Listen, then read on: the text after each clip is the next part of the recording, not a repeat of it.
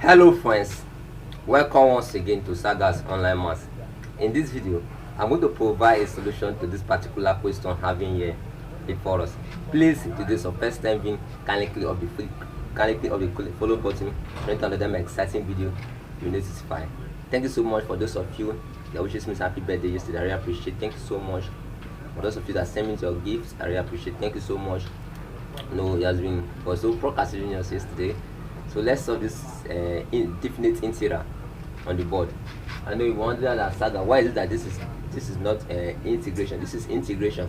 But remember that integration, consists of two concepts. We have indefinite integer and we have what definite integer. Indefinite integer, what you need to understand indefinite integer is that definite integer require your upper and your lower limit.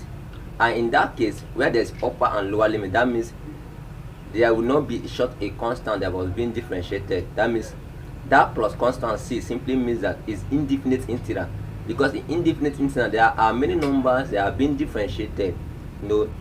That plus c simply means that there are numbers, there are variables, there are numbers that was being differentiated from differentiation. So that plus constant c simply means that we are constant terms in that. But in definite integer, you have to require your upper and your lower limit, so there will not be short plus constancy. So take note, it's very important. Now what you are going to do here, you are given that the integer of 1 to 3, that means the integer from 1 to 3, that means from lower limit to upper limit, the s to the power of 3 the s. So your first thing when you come across question like this, don't hesitate. What you are going to do, ask yourself, what am I going to do?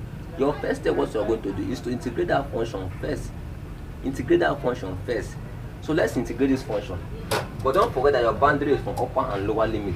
So if we integrate this function, we now have that this is s to the power of what? 3 plus 1. Remember that when you're integrating, you add 1 to the power. That's integration. Remember that when you heard about integration is the process of finding the antiderivatives of a function. I know you're wondering, Saga, these antiderivatives you're talking about, what is it all about? Antiderivatives like the opposite of what? Derivatives. That means antiderivative reverses the work that derivatives are already done. You can see how simple it is. Very simple and interesting. Now, if add 1 to the power, you also do it over the denominator. So you also over what? Over the 3 plus what? 1. Nothing changed. It's the same thing I did up as the power, I also did down. That's integration. Then our boundary is from what? Our boundary is from 1 to what? 3. That's from lower limit to what? Upper limit. Very important. Now this will now be what? S to the power of 4. Because 3 plus 1 is 4 divided by what? 4. Then our boundary is from 1 to what? 3. Very important. Now I already differentiate this function. So what am I going to do? What I'm going to do now is to substitute my upper limit minus my lower limit. Let's use that very quickly. It's now what? Into my upper limit is 3. I'm having 3 to the power. The power here was 4 divided by what? 4 minus my lower limit is what? 1 raised to 4 what? 4 divided by what? 4.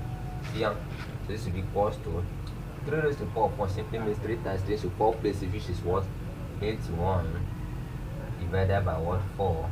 Then minus 1, because 1 raised to 4 is 1 over 4. Now since the numerator is the same, I can comfortably do what? Subtract the what? The numerator. So this is now equals to what?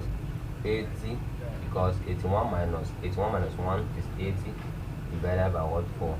So this will be equals to what? 20, because 80 divided by 4 is what? 20. This is the solution.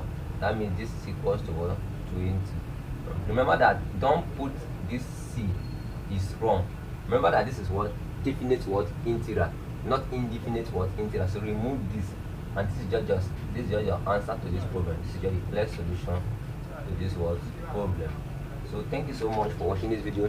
Please, if you find it very interesting, don't hesitate. Like this video, comment on this video, also share so that others will learn from it. Remember that this is what? Definite what? Integer is different from what? Indefinite what? Integer. So thank you so much for watching.